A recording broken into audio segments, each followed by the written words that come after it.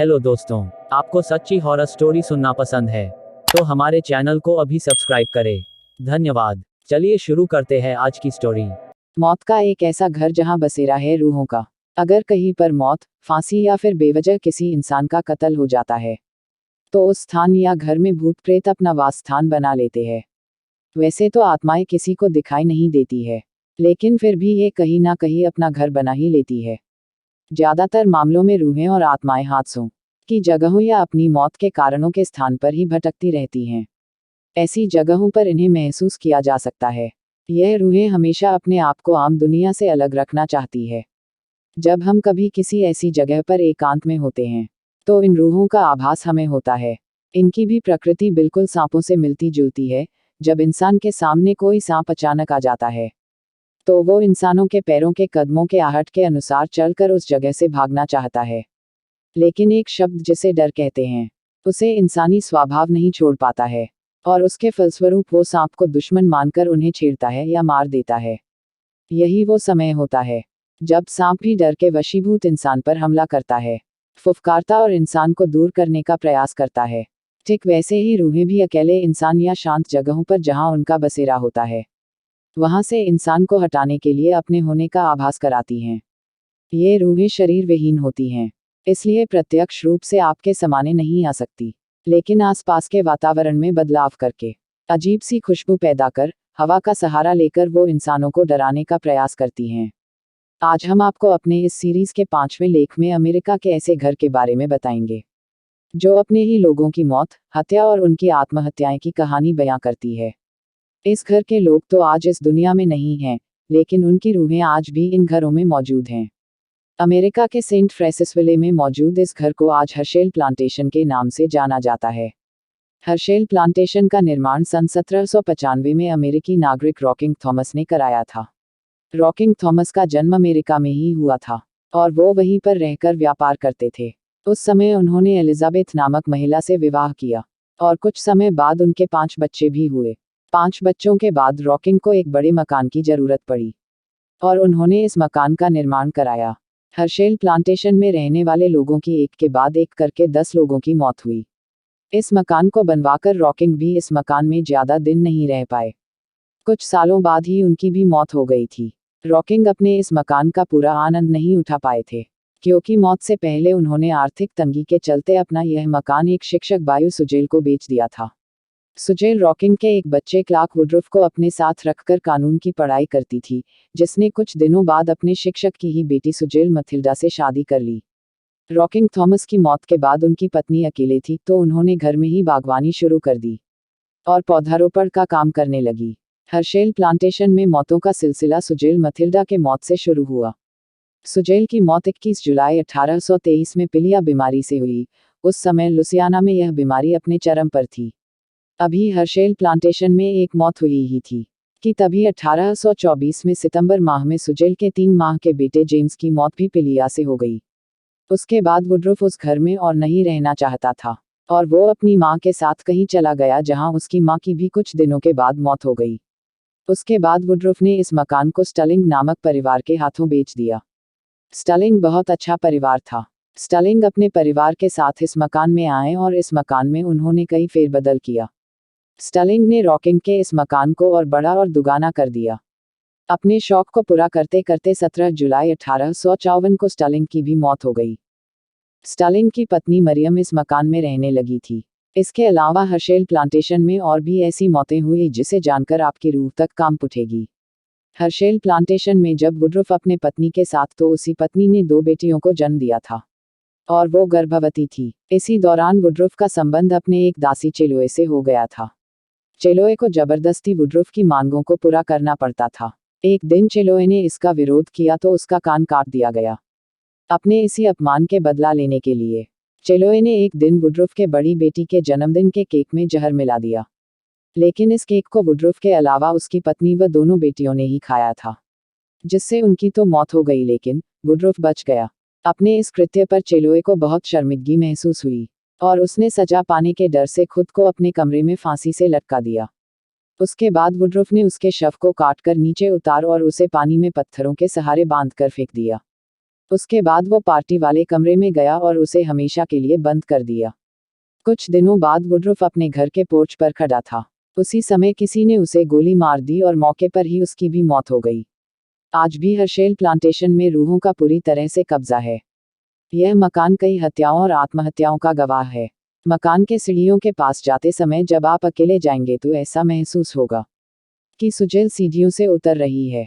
कई लोगों ने सुजेल को और उसके बच्चों को कमरों में दौड़ते हुए देखने का दावा किया है। वही हर्शेल प्लांटेशन के बाहर चेलोए के कमरे में आज भी किसी लड़की के सिसकने की आवाजें साफ सुनाई देती हैं। मकान के पीछे वाले हिस्से में एक पुराना पेड़ है, जहां एक महिला का शव पेड़ से लटका हुआ दिखाई देता है। इसके अलावा हर्शेल प्लांटेशन का वो कमरा जहां आखिरी बार पार्टी की गई थी, उस कमरे में आज भी उस केक की महक को महसूस किया जाता है। साथ ही साथ बच्चों की रोने की आवाजें भी कई लोगों को डरा चुकी है।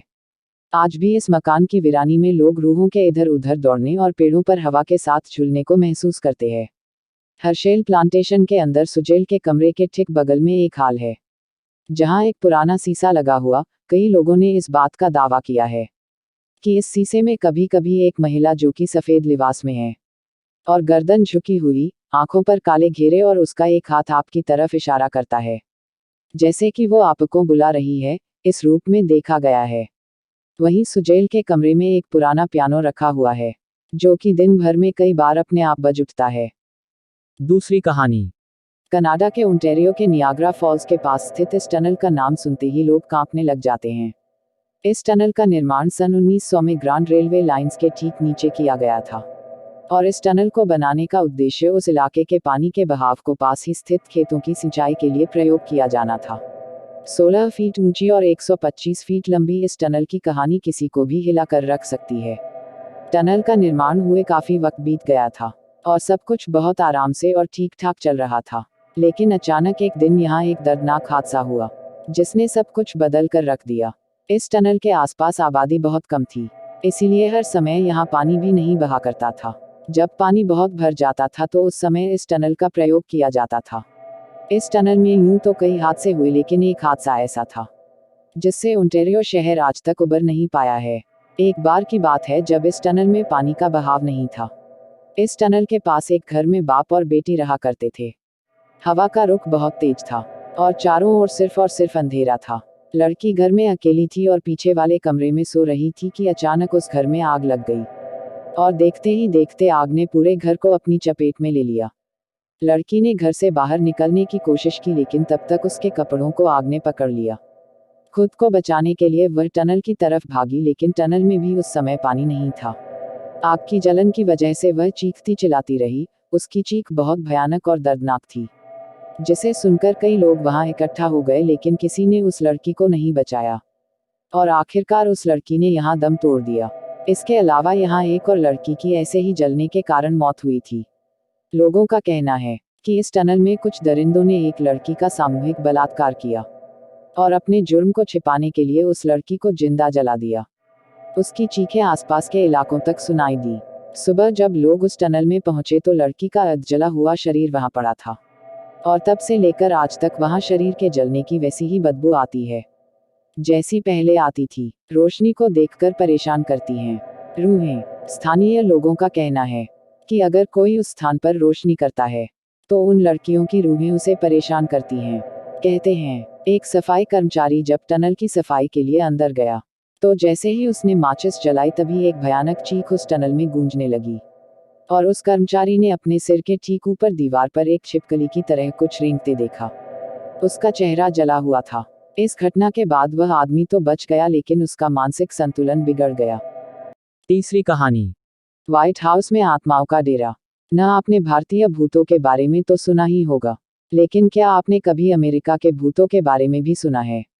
अगर नहीं तो आज हम आपको अमेरिका की बहुत ही मशहूर बिल्डिंग व्हाइट हाउस के भूतों के बारे में बताने जा रहे हैं।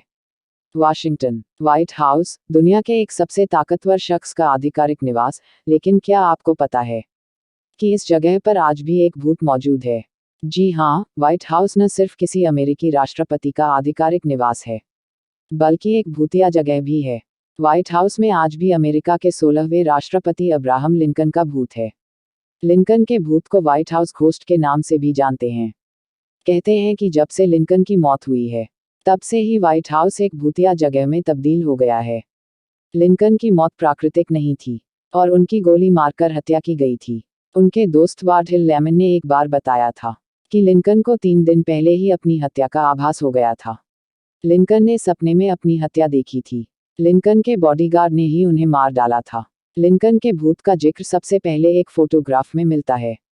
लिंकन की पत्नी मैरी टॉड लिंकन ने जब एक फोटो खिंचवाई तो उस फोटो में उनके कंधे पर हाथ रखे हुए भूत को देखा जा सकता है।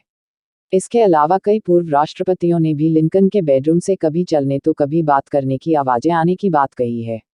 पूर्व राष्ट्रपति एलेनोर रूजवेल्ट की माने तो उन्होंने व्हाइट हाउस में पूरे दिन लिंकन की मौजूदगी महसूस की थी। लिंकन के भूत की बात सिर्फ कुछ ही लोगों को पता रहती अगर ब्रिटेन के पूर्व PM Winston Churchill white house में न रुकते। चर्चिल ने कहा था कि जिस कमरे में वह रुके थे वहां पर एक कोने में आग जल रही थी। लिंकन ठीक उसी जगह पर खड़े थे। चर्चिल ने तो यहाँ तक कहा था कि उन्होंने लिंकन को मुस्कुराते हुए देखा था और फिर थोड़ी देर बाद वह गायब हो गए थे।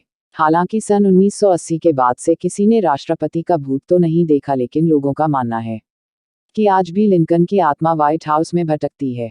दोस्तों, आपको वीडियो अच्छी लगी है तो लाइक, कमेंट और शेयर करें। Thank you for watching video.